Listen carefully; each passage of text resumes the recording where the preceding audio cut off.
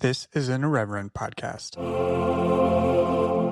Check out irreverent.fm for shows from all our friends.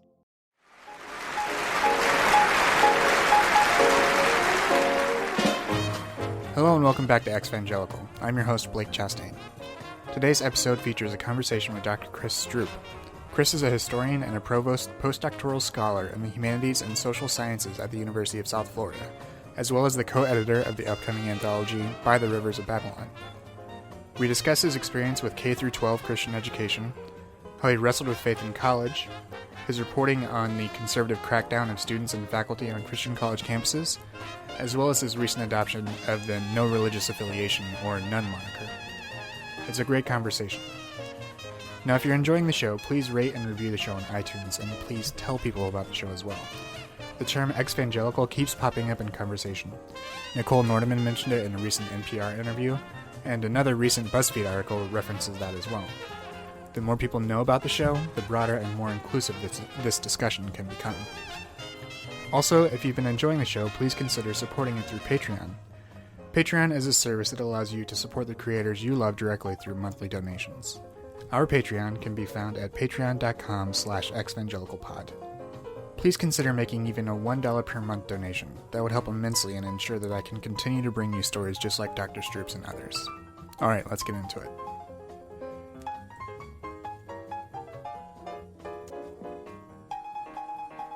Welcome, Chris. Hi, thanks, Blake. Thanks for having me. Thank you. I appreciate you talking on a Sunday afternoon. So let's start talking a little bit about where you're from and what your childhood was like. Sure. I grew up mostly in a north suburb of Indianapolis. I was born up in northern Indiana, kind of close to Fort Wayne, but in a small town where a lot of people also did farming as well as some kind of job in the town, but only lived there until I was about 5 years old. And then when we moved down to Fishers, I went to public school for kindergarten, but from then first grade on, I was in Christian school except for half of sixth grade, which is when we moved from Indianapolis to Colorado Springs, and then we moved back to Indianapolis for high school. Oh, okay. So during that time, you went to Christian school. Was it affiliated with a denomination, or was it like non-denominational? What was that environment like? Non-denominational. Evangelical Protestant. I think you know the sort of animal that I'm talking about. I believe it's probably the largest Christian school in Indianapolis. And well, I'm using the term Christian school in the sense that it is used by schools that define themselves as Christian schools. So I'm excluding Catholic schools and Jesuit schools from that sort of thing, because the ones that call themselves Christian schools, by and large, started being founded in the 1960s and 70s. In the 70s, they really sort of started to blossom. They were initially devoted to, in large part to opposing the civil rights movement, but pretty soon as the 70s came along, they became devoted to opposing abortion primarily. And I'm pretty sure the one I went to is the largest one in Indianapolis. It does have a lot of good opportunities for the students who go there in some respects relative to certain public schools in the area. It has programs in the arts and that sort of thing, although I always struggled with the censorship in, say, the dramas that we did in high school, but I loved being in the plays.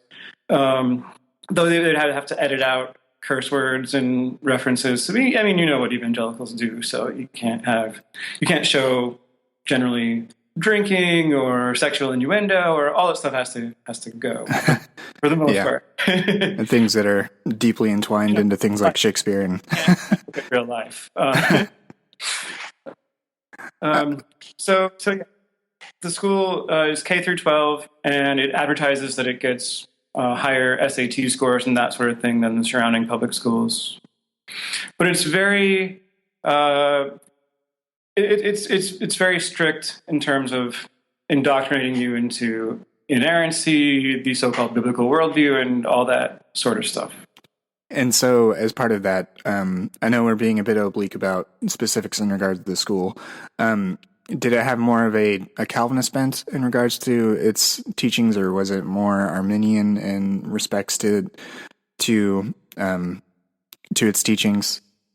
There certainly were representatives of both. So there were people there from the Wesleyan tradition, from the Methodist tradition, but definitely a lot of Baptists. And one person that I went to school with once described it as Baptist light, and I think that did kind of that's a pretty apt description. Mm-hmm. And yeah, Calvinism is not necessarily pushed on you. It does sort of represent what I like to call the quasi-ecumenism of biblical literalism. You know, the whole like, well, we don't have to get too hung up on the really obscure aspects of doctrine as long as we all vote for Republicans and try to stop abortion and gay marriage. So nevertheless, I mean, there were some aspects of the schooling that had a very strong Calvinist flavor to them. And I think you listened to the Judges episode where I was a guest of Sunday School Dropouts, which is a podcast hosted by my friends Lauren O'Neill and Nico Bakulich, and Lauren is the co-editor for that anthology of personal essays by people who have left conservative Christianity that we're working on. And that anthology also includes ex-Mormons, ex-Catholics, not just ex-evangelicals. So yeah, in that episode, I talked about a certain teacher there, the sophomore Bible teacher. Now, sophomore year of high school was Old Testament. And he described himself as a 5-point Calvinist. And he was very specific about a number of things and very Calvinist. Actually, I liked him a lot because he would admit that he was sort of an old softy in many ways. Like he had a tender heart, and you could see that. I would enjoy talking to him after class about various issues, theological and social, and he would issue me hall passes when I was late to the next class. And the reason he would put in for me being late would be things like solving the world's problems. I mean, he was a likable, crusty old guy in many ways. I didn't necessarily like that he would barge into the room just when class was about to start and yell, "You're all going to hell," which he did. But we sort of thought it was on a regular basis. We sort of thought it was a joke. But there I talked about how when he got asked about the age of accountability and did he think that the Bible provides for something like an age of accountability, he had to say that no, he didn't think so. And so to him, that meant that probably like babies who would die before accepting Christ as their savior, or even aborted fetuses, all go to hell. And that is a horrifying, horrifying view. But he started to cry as he said it. And so that just shows you that many people who are steeped in so steeped in Calvinist ideology or the biblical worldview that they have to follow it out to these horrifying conclusions, actually live with a lot of contradictions. Mm-hmm. And he was, I think, a good man, and is, if he's still alive. I don't know if he is. Yeah. That the L in that tulip, the limited atonement, that can lead to a lot of crisis of conscience, I'm sure.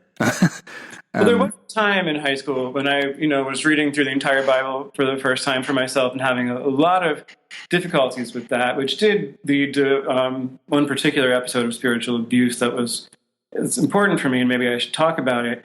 But so I was reading Romans there for a while and just could not read it in a non-Calvinist way, but I was also horrified by Calvinism. And then, there was one Presbyterian friend that I had in this school that I would talk to about my issues with hell as eternal conscious torment and that sort of thing. And he was just all blasé, like, hell exists for the glory of God. And I was like, really? What is glorious about torturing people forever? That's psychopathic. I didn't use that word at the time, but I was already horrified by it. Mm-hmm. And that episode of spiritual abuse, now this involved a pastor who was also a Bible teacher at the school for a while. And he was also a pastor of a church that we went to for a while in Carmel, Indiana. And, I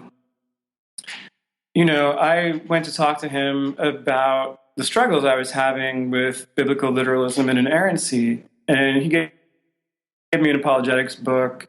And I don't remember which one it was. To tell you the truth, it was neither Josh McDowell nor Lee Strobel. It was just some glib apologetics book that I didn't find particularly convincing. And so I came back and said that he really hadn't settled my doubts. And he then basically told me that if I wasn't able to read the Bible in the Holy Spirit and accept inerrancy, then I must be harboring sin in my life. and I must be allowing demons to influence me. Oh man, that's. And how old were you at the time? I mean, because a lot of I've heard from other people too in regards to this that what like an older person telling a very young and impressionable person, a secret sin maybe influencing you because you can't pray in the spirit or because you can't interpret the Bible like they did. Absolutely. You look up to these people as authority figures. And trying to figure out what God's will was for me was something that gave me extreme anxiety from an early age, to tell you the truth. So I'm already dealing with a lot of anxiety, and then you get told this. Yeah, it's disturbing. I was 16 or 17 in that particular case, but when I was much younger, there already had been nights when I would lie awake crying and praying the sinner's prayer over and over because I wasn't sure if I was really saved. And that's without being raised with explicit Calvinism, although in our earliest years, we did go to a Baptist church. Then we went to a Wesleyan church for a while. So again, there's that just, to the adults, I think, in many of these communities, doctrine. Let's all vote for Republicans and hate abortion. But, there should sort of be a contradiction there, right? But nevertheless, it's, take the Bible literally.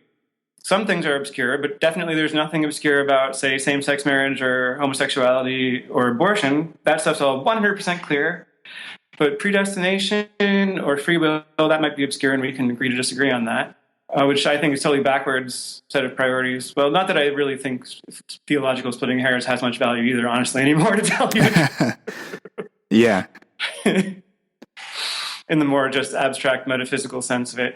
But yeah, then we went to an independent Christian church that, comes out of that Disciples of Christ tradition, but was pretty conservative. And my dad was the music pastor there. So he had, first of all, when I was a small child, he was band director, a high school marching band director in Northern Indiana.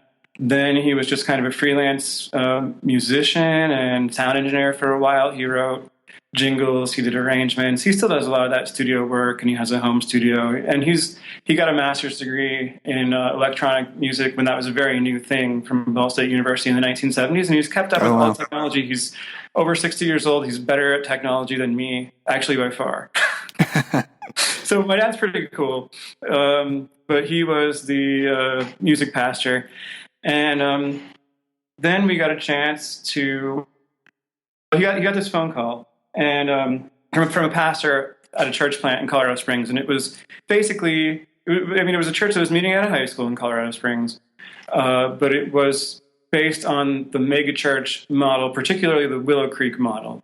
So you use a lot of stuff from a lot of the Creek's materials, a lot of their dramas and that sort of thing. Do you have personal experience with, that kind of non-denominational, let's make church sort of a rock show? We'll make it relevant to people by keeping all the same terrible theology, but we'll call the bulletin a program, and we'll call the sermon a message, and seeker sensitivity, that sort of thing. I do have some.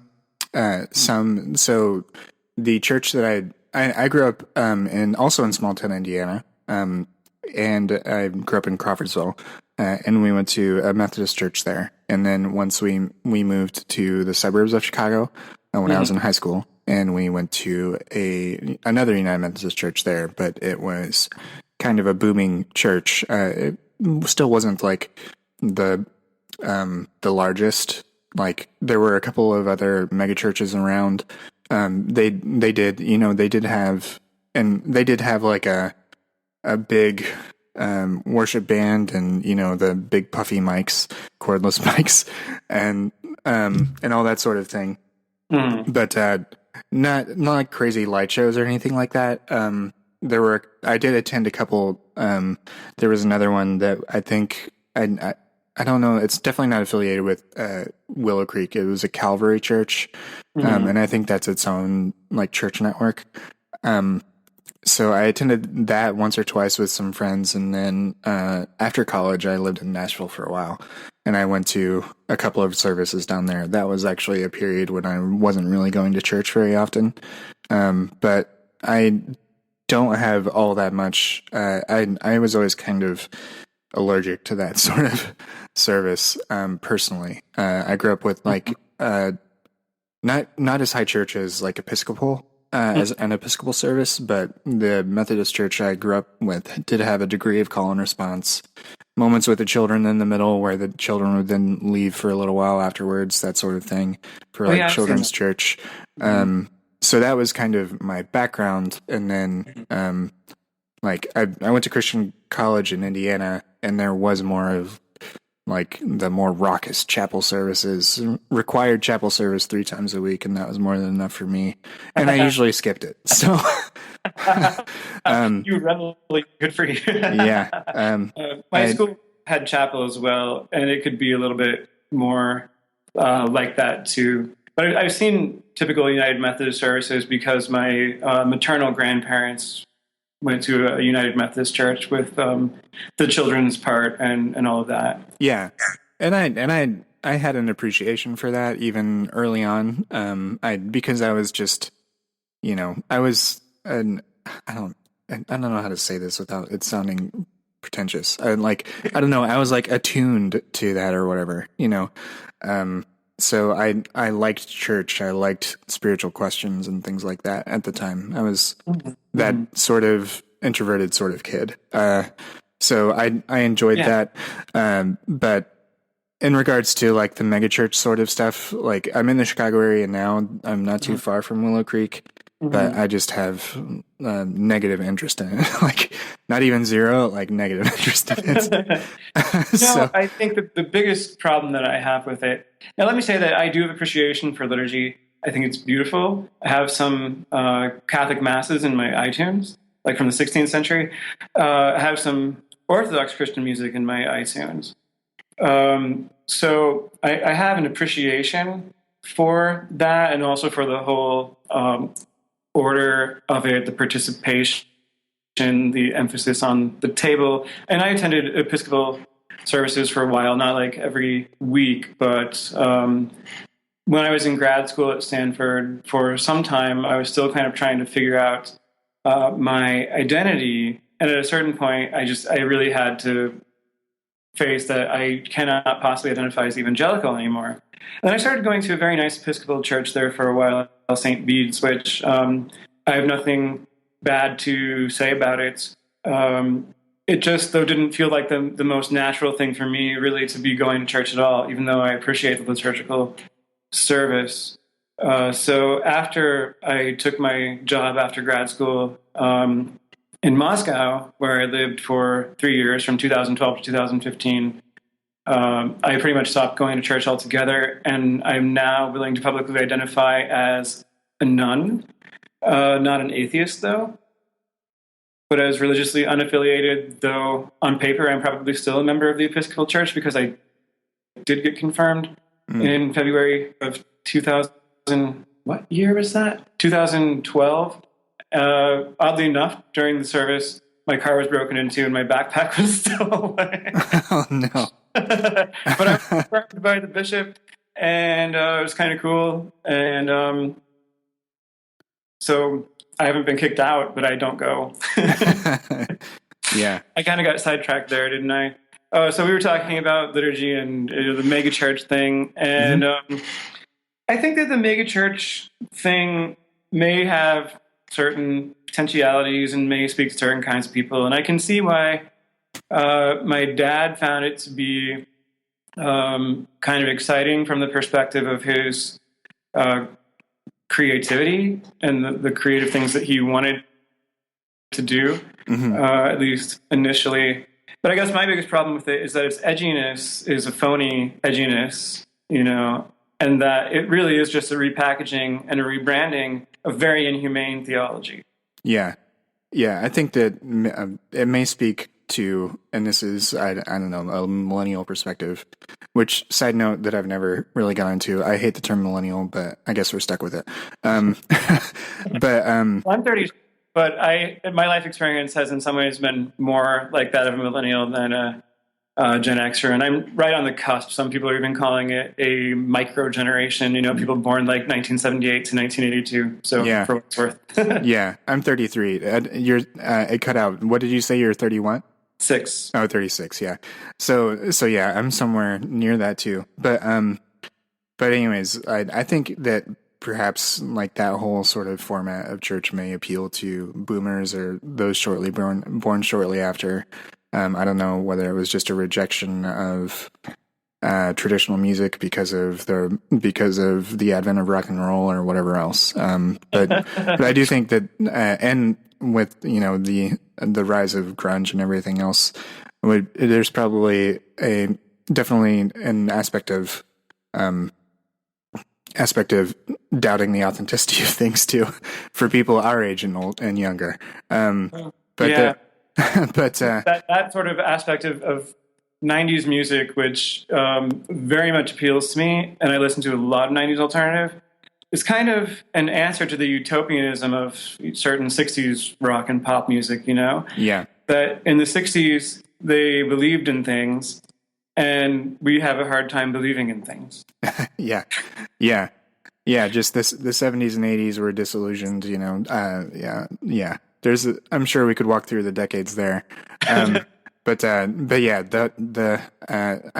I think that criticism of rock and worship services or whatever you want to call it, contemporary music can definitely is valid because of the whole cloistered aspect of CCM, of contemporary Christian music. I mean, it's set apart, but not in a good way.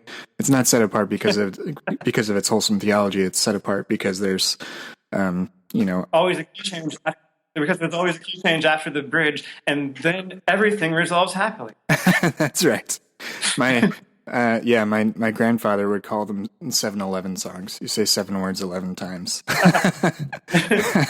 In fairness, I mean, that's not entirely true. And I mean, I think that that's somewhat true of the worship choruses. And I was speaking more, I guess, of the broader, like, sort of Christian rock thing. Yeah. And there was some good stuff to come out of that, but also a lot of just, in my view, really cheap stuff.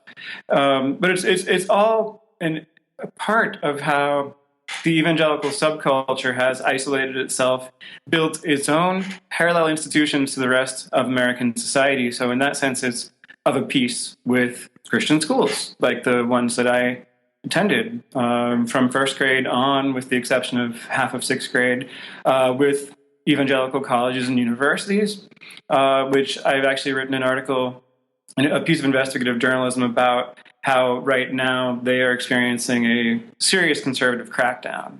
It's been going on for several years. It's still going on. You're probably aware of this major changes at Cedarville, Asbury, Gordon is a major case, but a lot of others too.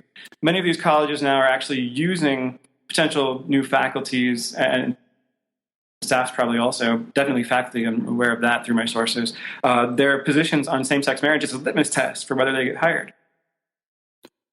Yeah, that's pretty appalling. I did read your article. It was very interesting.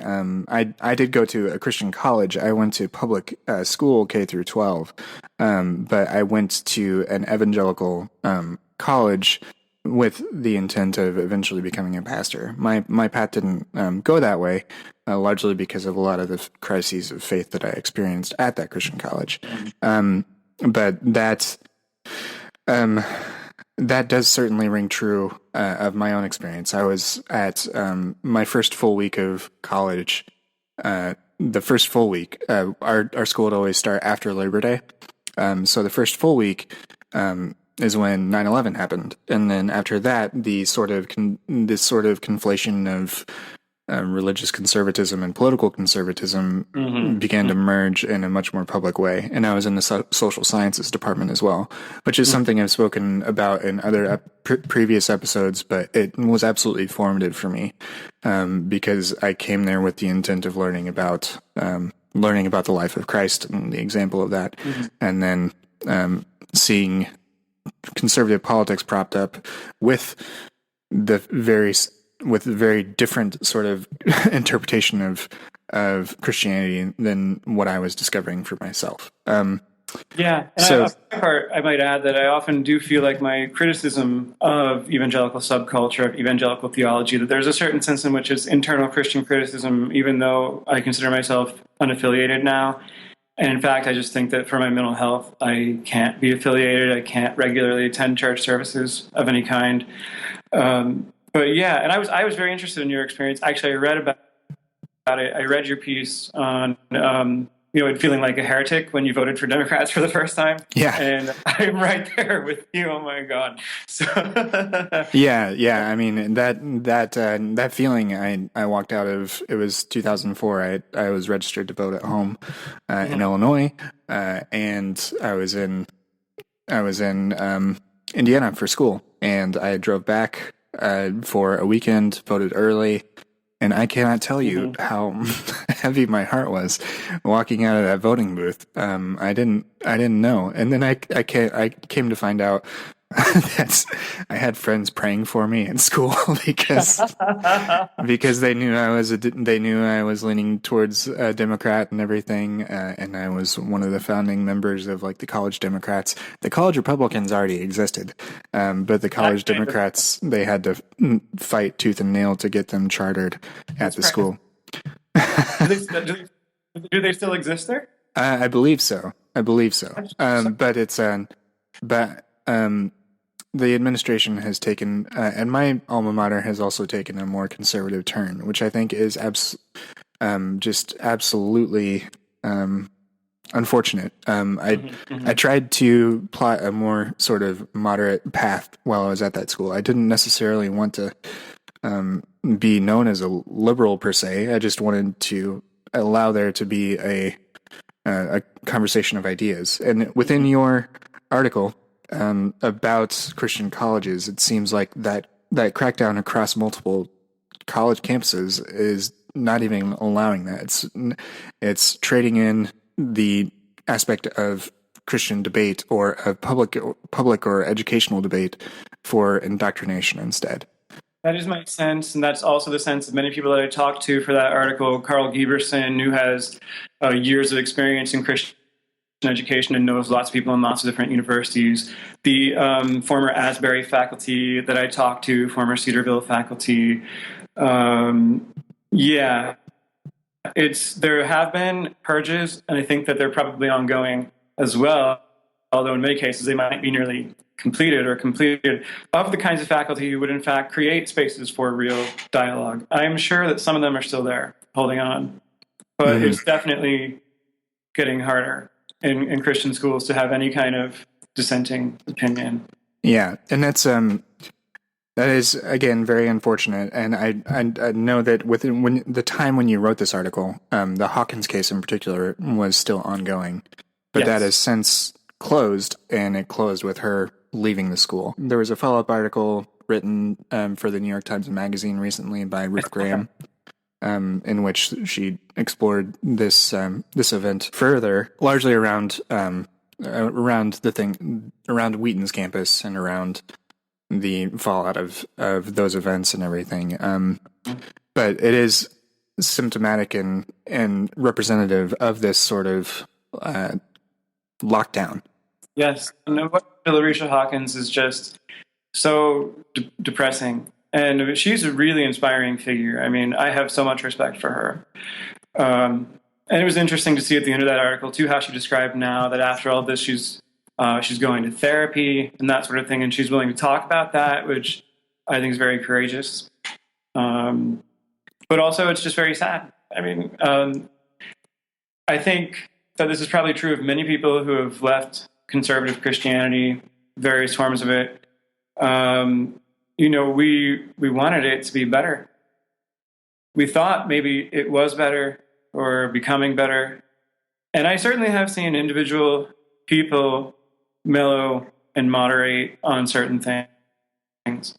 But, the New York Times, speaking of New York Times, seems to always want to push this narrative of, evangelical millennials, they're so amazing. They care about the environment. Or, some of them, like 40% of them, which, by the way, is, not super impressive, particularly compared to other demographics, but okay.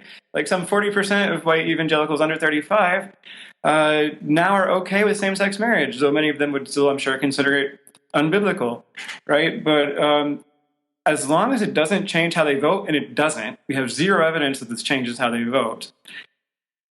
It's a resounding gong and a clanging cymbal. For fuck's sake, am I allowed to say that? Yes, you can. It's fine. It's a resounding gong and a clanging cymbal, and I'm speaking in the prophetic mode, damn it. Yeah. So what do you think this crackdown is a result of? Do you think it's a result of alumni pushing this conservative agenda? Do you think it's administrations? You're in higher education yourself. Where do you see this crackdown coming from, and what do you think is the result of it? As an educator, what do you think the result of that is really going to be for the students and for the faculty? So in terms of where it's coming from, the sources that I talk to, and Christian higher ed, kind of does exist in its own space from secular higher ed, and I don't have inside experience of that, but I've talked to insiders. And so a couple of things are happening. Indeed, it does have a lot to do with alumni and donors. Now, some younger alumni are actually saying that they're not going to donate if the schools don't moderate their positions on something. You see some of that around something like Asbury. But, the older ones who really have a lot of money are definitely demanding that the schools not change their stance on homosexuality or same-sex marriage or anything like that. So that's one factor. But if you talk to faculty who've left, disaffected faculty, they will tell you things like the administration also sees this as a way to market the schools. And I think it's a very short-sighted plan. But here's a place where Christian higher ed does overlap with secular higher ed or American higher ed writ large. Higher ed right now is cash-strapped and threatened, and many liberal arts schools are having to find ways to cut their budgets. And that's certainly not only true of the Christian schools, but it's also true of the Christian schools. So for example, at Gordon College, they did face a real budget crisis. Now, they used that budget crisis as a pretext to fire people in a very targeted way. But the budget crisis was real. And what people, university presidents at places like Gordon or Asbury are doing is they are selling the evangelical education experience to conservative Christian parents who don't want their kids to liberalize, moderate, or change. They want their kids, and they might be paying for college, and they might be telling their kids that they have to go to a Christian college. They want to make sure that they will continue to get that same kind of indoctrination that they've probably had their entire lives. And I do think that the impact on students is quite negative. First of all, when you are so concerned about shutting down dialogue, protecting the reputation of the church, of your faith, of the institution, more than you are about protecting students, bad things happen. And you create a culture that is that fosters abuse. We've seen that come out in a number of cases. Moody, for example. More recently, the whole Baylor case with sexual assault being winked at by people going all the way up to Ken Starr himself, who then had to resign, and I have to say I'm very happy about that. But obviously what happened is a terrible shame, and he let it happen because of the misogyny inherent in our conservative Christian subculture that doesn't take sexual assault seriously, not really. But there's also spiritual abuse, sort of the kinds that I've already discussed, and I do think it's abusive not to let students explore their doubts. So yeah, you end up fostering a very toxic sort of subculture. And if you talk to the former faculty from places like Asbury who have been driven out, they'll tell you that everything felt very toxic. Or I've never talked to people who sounded just more demoralized than certain people affiliated with Gordon that I talked to, because Gordon was a really special place. Gordon was a more open-minded Christian school. And the way they phrase it now is, now it's becoming Liberty North. Michael Lindsay came in as president and just changed everything overnight, pulled up the rug from the whole unique Christian college experience, that Gordon had been, and cracked the whip, and that was that. Hmm. A lot of people have been hurt, students and faculty. So, segueing this back to your experience, where did you decide to go to college and get your higher education? When I was looking at colleges to go to, I did visit some Christian colleges. I visited Huntington College, for example. I'd been to some other campuses, partly because we knew some people there. I'm trying to remember if I went to... Yeah, I did go and see Indiana Wesleyan's campus in college, or in high school when I was in high school. But I think it was more like to attend a play of a friend of mine who had graduated earlier and had gone to IWU, so I didn't... I wasn't really considering going there myself. I did consider going to Huntington briefly. It seemed like they had a pretty cool theater department. But I was already in kind of a crisis of faith. I'd been through a lot in that school in terms of just beginning to have serious doubts that I could not keep down. And it caused me so much anxiety. At times I thought maybe Calvinism was true and I was among the reprobate. There was a moment when I thought I had committed blasphemy against the Holy Spirit, and I had a palpable lump of anxiety in my chest for a week. So, yeah. But anyway, I was looking mainly at secular colleges. I visited the University of Chicago. I ended up not applying because I thought it would be so expensive. I would go into so much debt. Even if I got some financial aid. So I ended up going to Ball State University, which is my parents' alma mater. And precisely for that reason, and because I guess there is a little bit of a perverse rebel in me, I kind of didn't want to go there because it was my parents' alma mater. But I got a full ride scholarship there, the Whitinger Scholarship. And Ball State was great. It was a good place for me to be an undergraduate. However, continuing to go through that whole crisis of faith was very difficult, and I developed depression. I'm pretty sure all the way from probably my third year of college. Although I've only recently started taking antidepressants, but I think that it's something in terms of the symptoms that I've had. I've wrestled with it really for over a decade. So yeah, I did a lot of nice things there. I had really great professors that kind of mentored me. But I still tried to hold on to not believing in evolution, tried really hard to, even while making gay and queer friends, to keep the same theology about sexuality that I'd had. I voted for George W. Bush in 2000. I thought I had to because of abortion. But I had increasing doubts about all these things. And, I haven't voted for a Republican since then.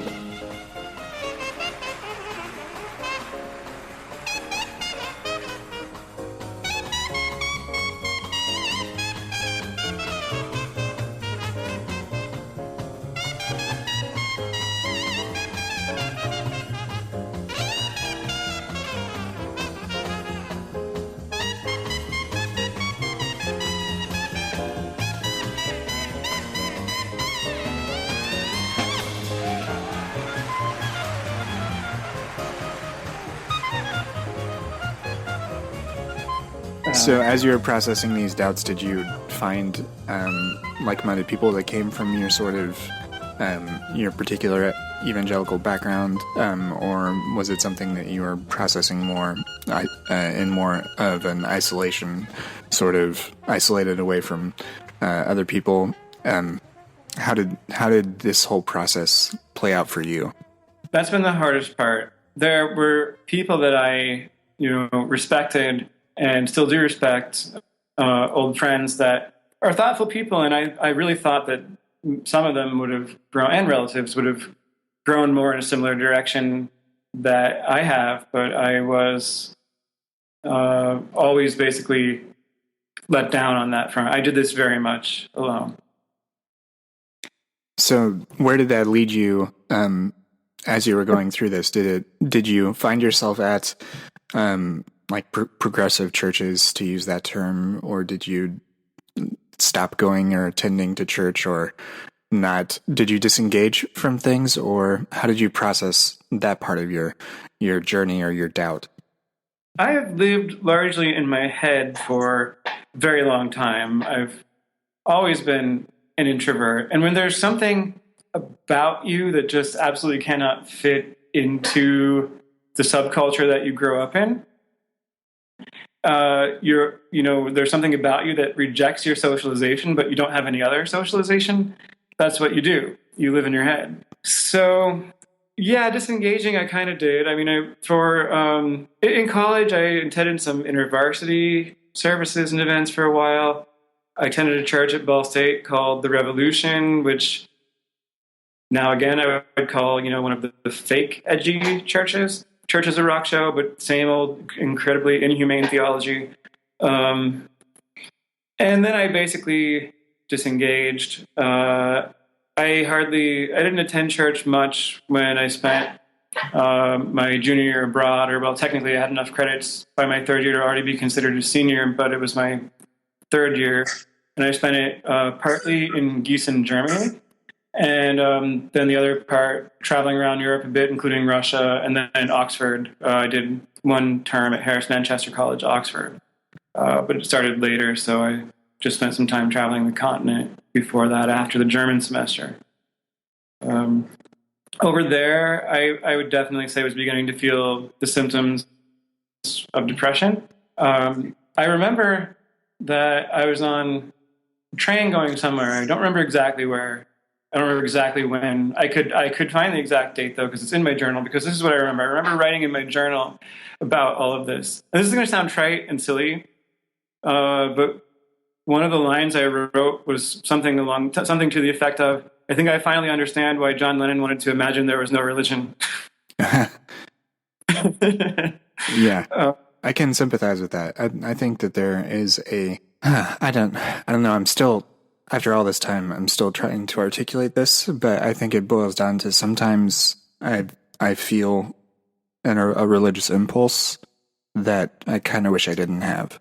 And I just finished Science Mike's book, Finding God in the Waves, and he talks about there actually being a neural network within your mind that as you are growing and as you utilize this neural network, the feeling and sense of God is hardwired. And if you're not a religious person or you haven't had that background, then that part of your neural activity just doesn't exist.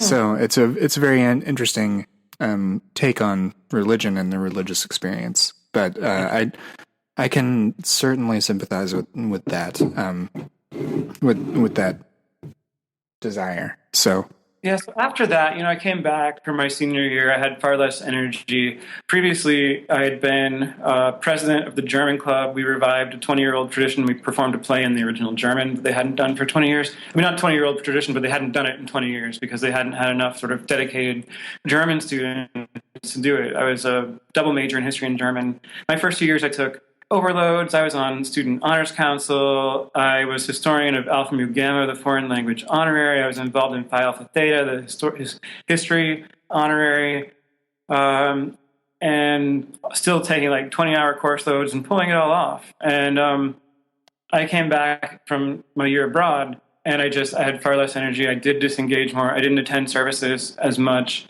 I was really at that stage of crisis when I had to realize that, okay, I guess I really have to let go of this identity, but it's the only identity I've ever had.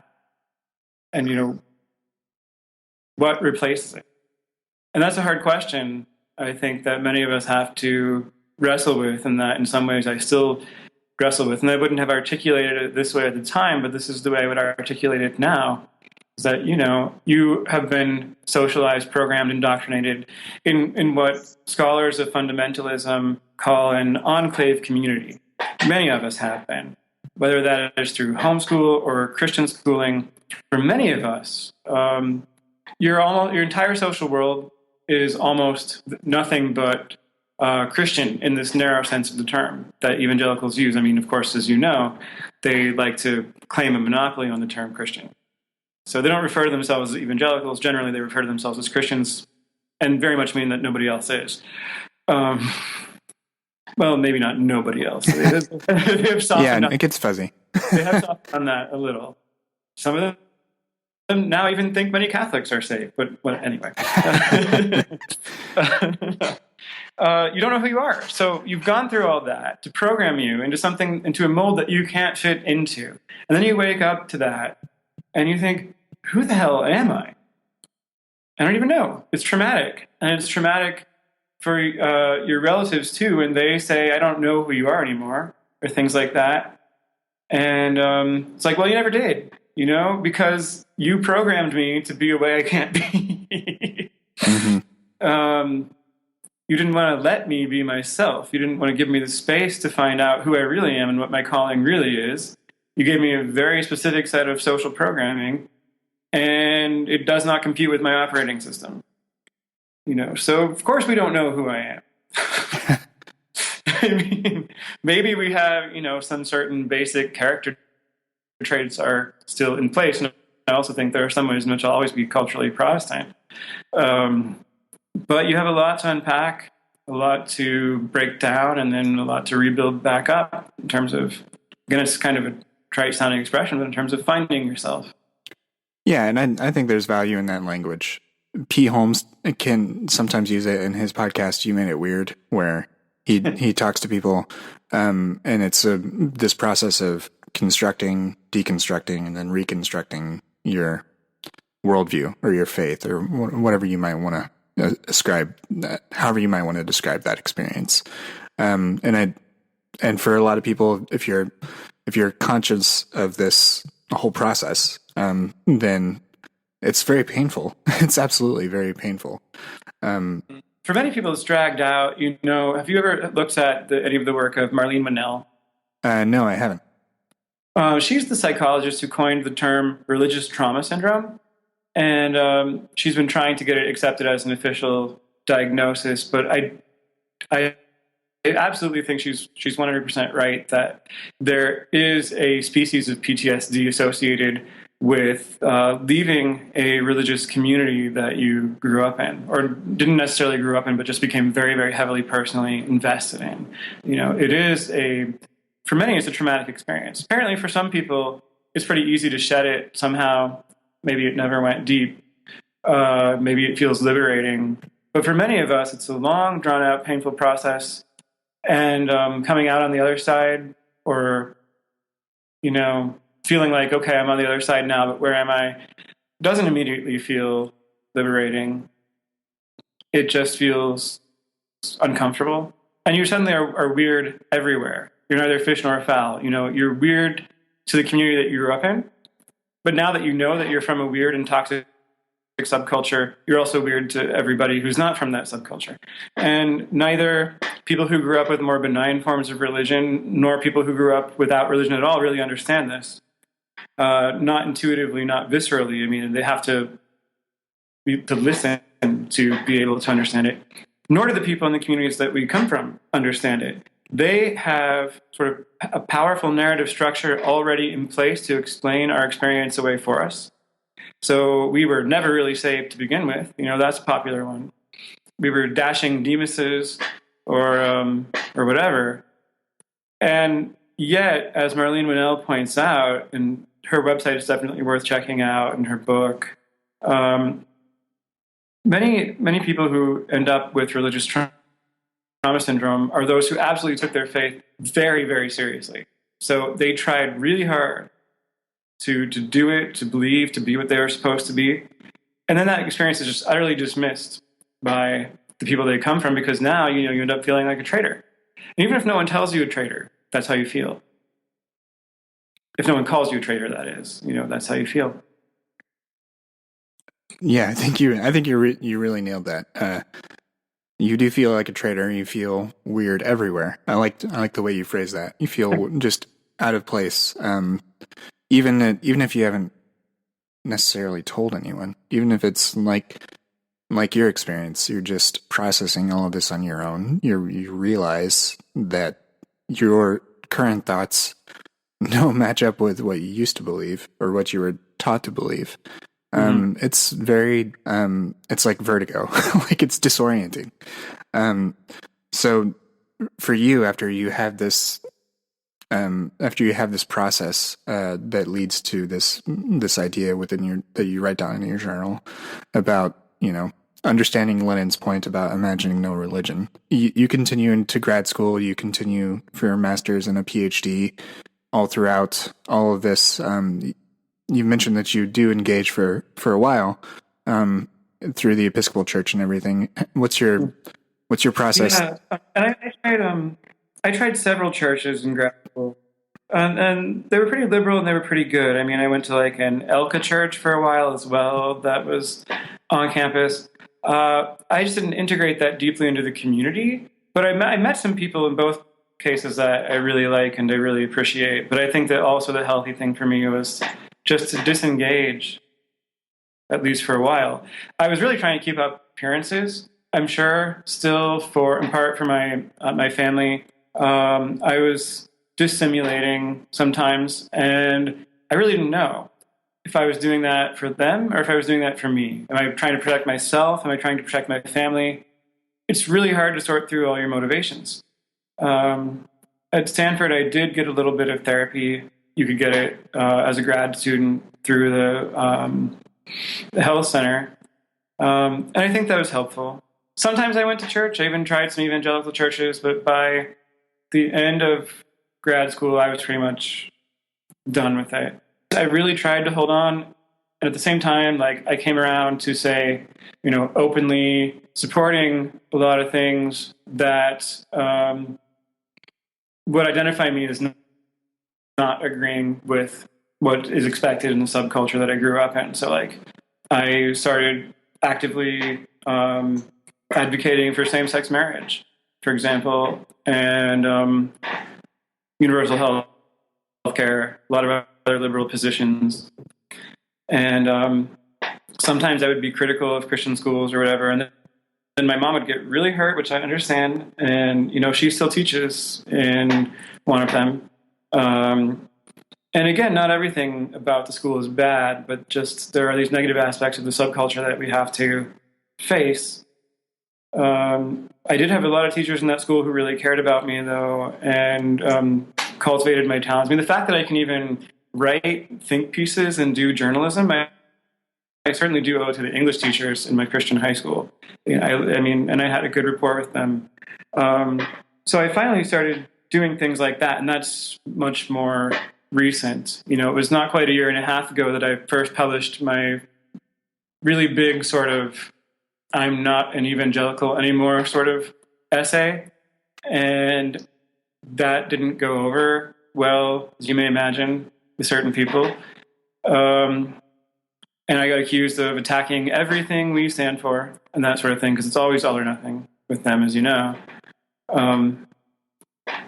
Yeah, and that's one of the most tenacious and, I think, sort of noxious aspects of evangelicalism, is that it is all or nothing. There's no middle ground. There's no place to exist where you can ask questions. There's no place to exist where you can feel safe saying something that's not a party line. And the thing is that I can say party line, and most people that have any sort of experience within evangelicalism, whether it's going to a Christian college or going to like a non-denominational church that is default Southern Baptist or something, like they know what that means.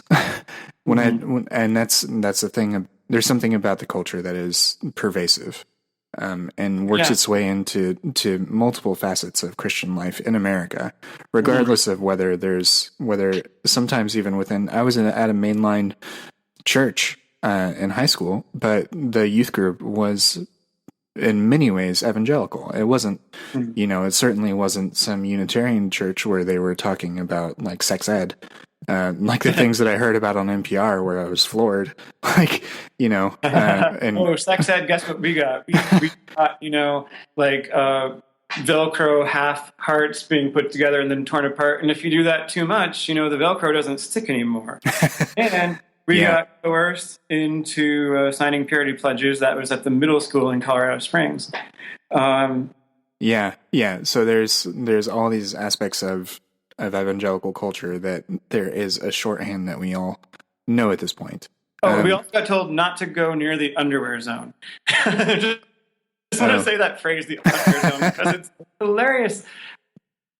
That was part of abstinence-only sex ed program called CPR for creating positive relationships. And the question came up like, how far can you go with someone? And the answer was, well, that's a bad question because obviously you don't want to go up to the line. Like, you really shouldn't be thinking that way.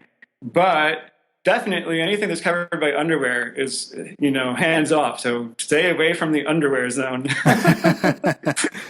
Yeah. That's the sex ed that we got. Yeah. Oh my. That brings up things. Yeah. So even I'm making a hard pivot.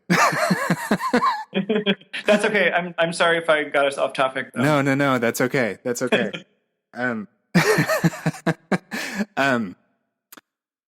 So even though you're in a very different place now, you still have a very public and public interest in this, in that you are writing about it. You're investigating these things journalistically.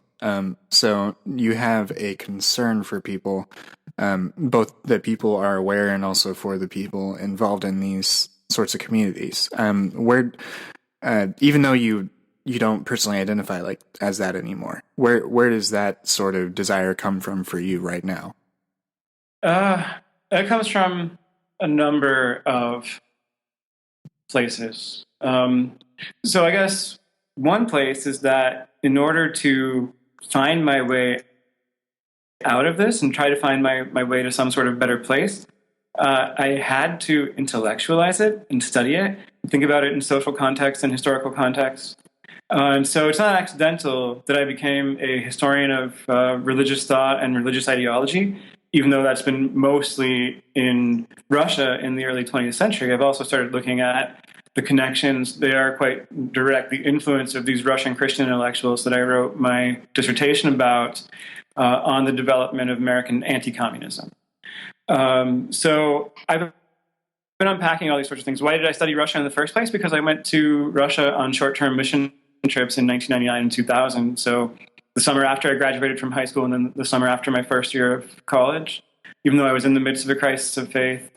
And seeing some things with missionaries in Russia too also was one of the things that contributed to me continuing to think my way out of the faith. For example, seeing a Wesleyan pastor in Vladimir, Russia, who had been pastoring his church there for 7 years, still preaching through an interpreter, was less than impressive.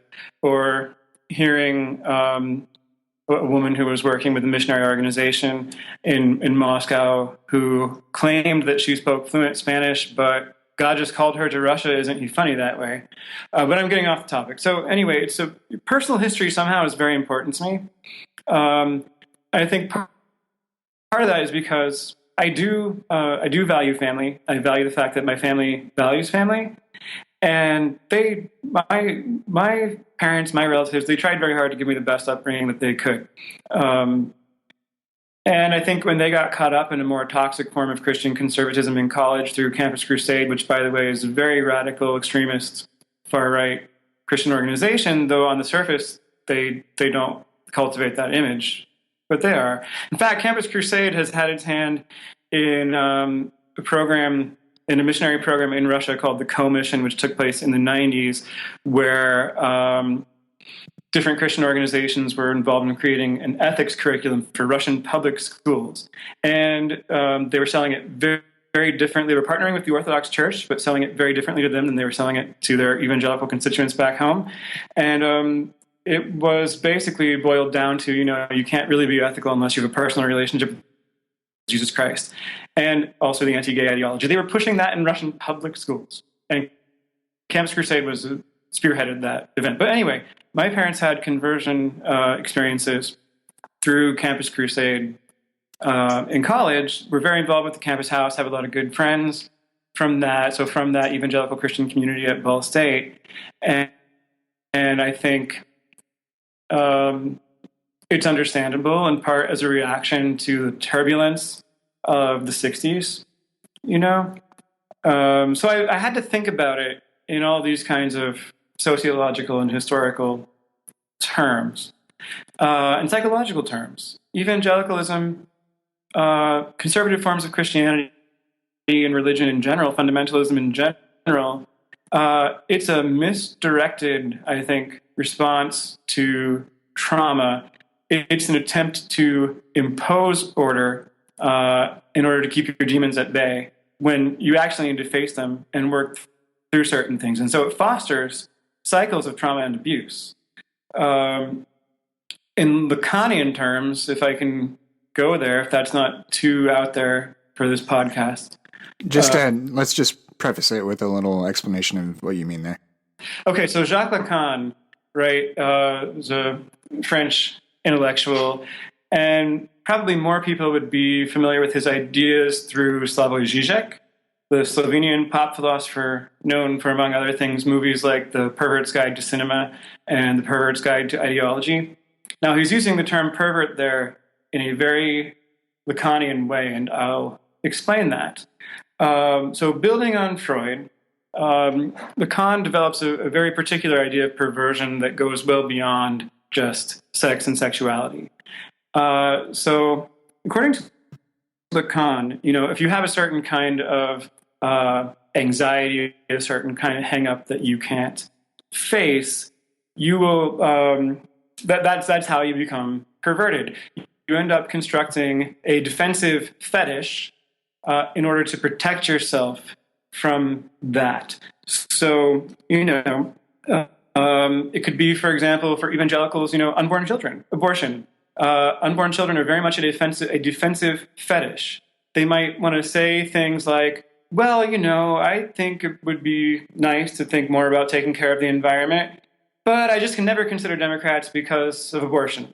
It's a defensive fetish in Lacanian terms. And by the way, for the application of Lacan specifically to authoritarian religious groups, I have to cite my friend and colleague from Moscow, Dmitry Wesloner, because he's written articles about that. And that's where I got this particular idea of applying it to, it's his idea of applying it to conservative religious communities. So yeah, I tried to sort all those things out and see what I could salvage, because I know, and I knew that, there are very good people in there, and also that there are many good impulses among the people in my family, and I love them, and I like that they actually really are very supportive of family however they can be, and my parents are still very supportive of me in many ways.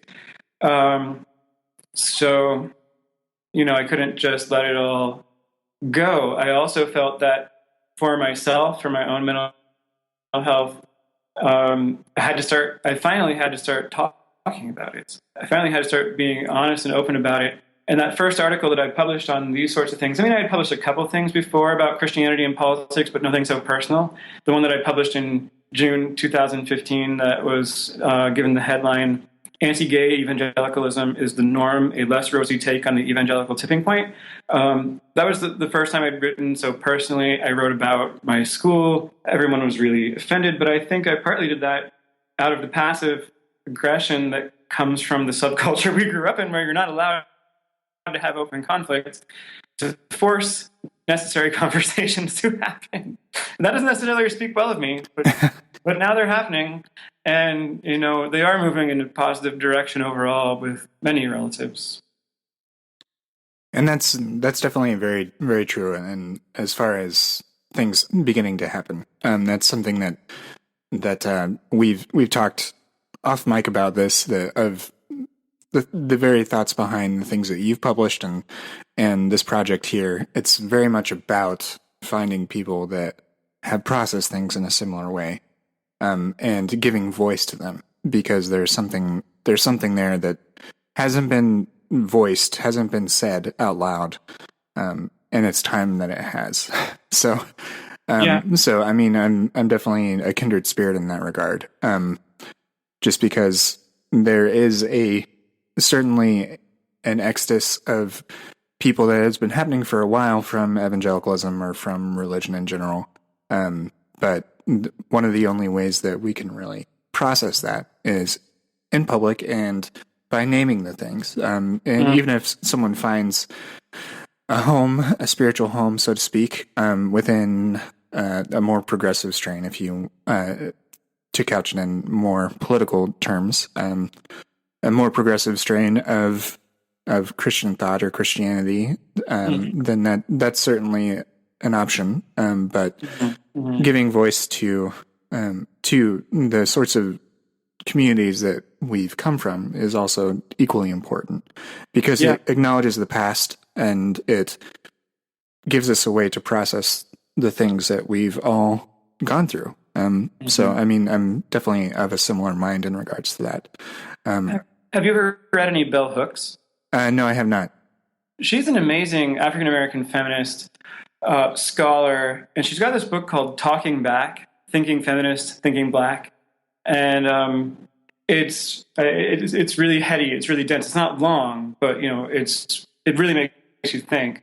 And I think that possibly we can borrow that concept of talking back in our context, because we come from communities that do not brook talking back. And talking back is necessary.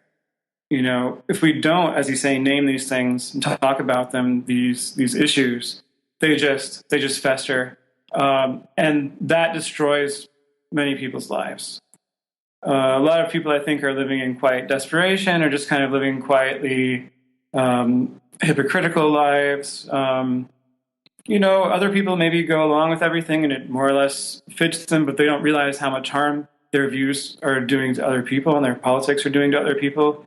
So if I have one sort of big goal right now, just apart from trying to pursue my academic career, it's a kind of tripartite thing.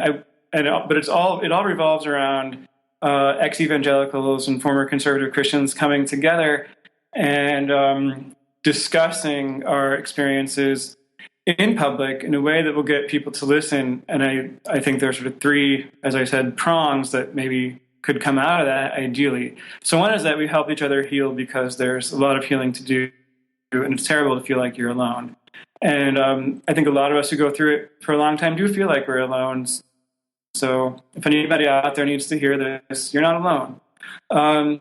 Secondly, maybe we help younger people in conservative Christian communities right now who are going through similar things. It's really, that's, I guess, part B of the first point, right? Is that they know they're not alone, and maybe they don't have to go through as traumatic experiences as some of us did. Then the other two prongs are that I think this is the best possible way to get at least some people in the subculture and communities that we grew up in to listen and to consider that maybe they need to make some changes. And so far, they're pretty impervious to change. But if we have a lot of public conversations about this, in some cases, that might help to force them to confront how much harm they do, for example, to members of the LGBT community, but not only to women, to minorities. And then thirdly, I think it's important for our wider American society that is not from Jesusland, USA, from our weird little subculture, to understand better the experience of Jesusland, USA, and of people who are there and of people who have left it. And I'd like to think that that's not just a self-serving goal. I think it matters because there are a lot of us, either who are in Jesusland or who have left Jesusland. And our subculture, its institutions, its ways of thinking, its politics has a major, major impact. In fact, I would argue that the Christian right has been the most important factor in radicalizing the Republican Party to the point where it is today, and therefore to basically breaking America. I don't think that's an overstatement. It might be, but certainly they had a huge hand in it, right? So it's important to understand Christian conservatism.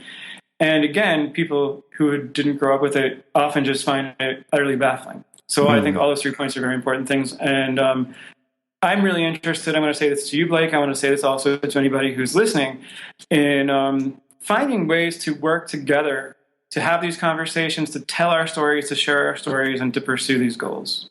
And so that's one reason I'm really happy to be on your podcast, and that I really appreciate your podcast.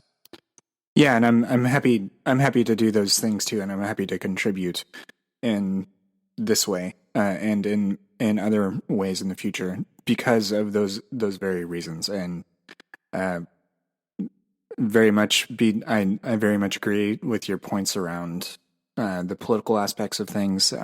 That, to me, that was one of the major things that made me begin to question my faith so severely in college and the years afterwards. It was largely around the politicization of my faith that I wanted to.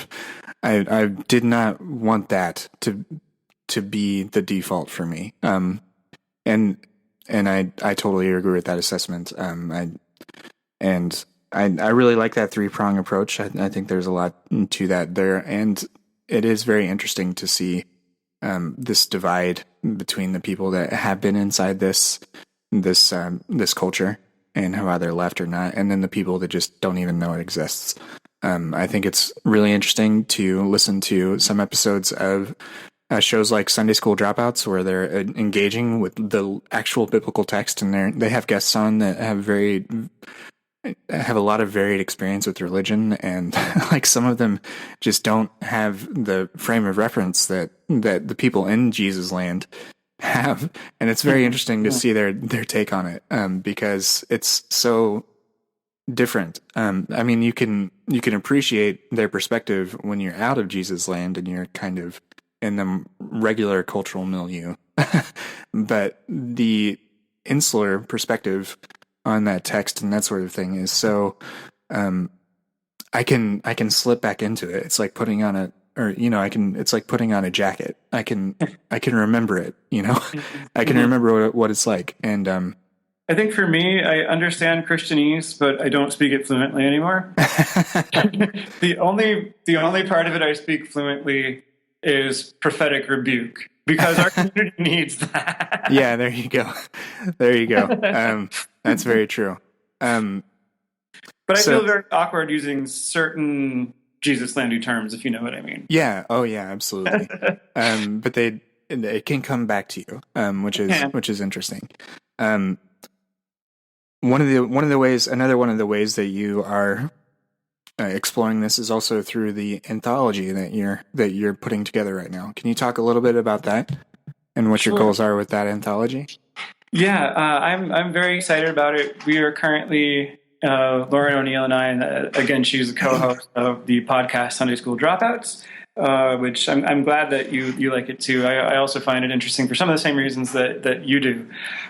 So yeah, we're drafting our proposal. She went to a proposal workshop with an author, Julia Shears, who actually wrote a really interesting personal memoir, which is called Jesusland, and I highly recommend it. She's from Indiana, by the way, Julia Shears. So anyway, we wrote a draft of it. Lauren went to that workshop. Now we have some things that we want to do to revise the draft, and then we'll start shopping the proposal. But we have some amazing content. We've got Gerd Conley on the project, for example. He has just published a memoir called Boy Erased, and it's about the traumatic experience of going through ex-gay therapy. We've got a pretty diverse group of people contributing to it in terms of ethnicity, background, class, sexuality, and also people from different branches of Christianity. So we have ex-Mormons, ex-Catholics. I think it's going to be a powerful project. I hope it resonates and gets read. I'm excited about it. That's great. And I'm definitely looking forward to finding out more about your project and finding out where it lands and everything, because I think that is that sort of project is just it's right down the middle for me. We